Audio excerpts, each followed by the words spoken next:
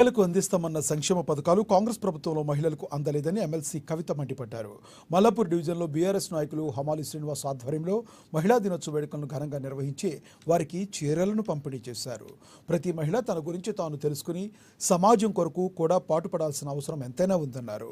BRS పరిపాలనలో ప్రతి పండుగను ఘనంగా నిర్వహించుకునేవారమని వారు గుర్తు చేశారు. కానీ కాంగ్రెస్ ప్రభుత్వం వచ్చిన సంవత్సరం గడుస్తున్నా మహిళలకు అందిస్తామన్న 2500 పెన్షన్, మహిళలకు అందిస్తామన్న స్కూటీలు, కళ్యాణ లక్ష్మి, తులం బంగారం ఇలా అనేక రకాల సంక్షేమాల పేరుతో మహిళలను మోసం చేసిందన్నారు. మహిళలకు ఎల్లవేళలా అందుబాటులో ఉంటానని, కలిసి పనిచేద్దామని పిలుపునిచ్చారు కవిత.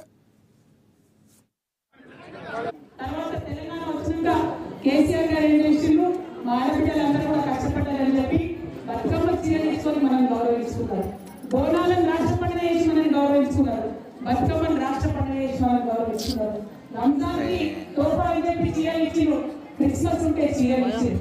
ఇప్పుడు మన కర్మవారి 10 ఏళ్ళ ఇక కాంగ్రెస్ ప్రభుత్వం వచ్చింది. ఉందా బతుకమ్మ చీర? గుళ్ళైపోయిన గాయక్. క్రిస్మస్ తోఫా, రంజాన్ తోఫా అన్ని మాయం. అంతేకాదు అంతకుముందు నిజంగా మీరు ఆలోచించాలి, ఒక కూలీ తల్లి నెలకు 1000 రూపాయలు కడుపుతో ఉంటే కేసీఆర్ గారు ఇచ్చేది. ఎందుకంటే వాళ్ళు ఆ టైంలో బయటకు పోయి పని చేయలేరు, వాళ్ళు బాగుండాలని చెప్పి ఇచ్చేది. ఈ ప్రభుత్వం వచ్చినాక ఇస్తుందా?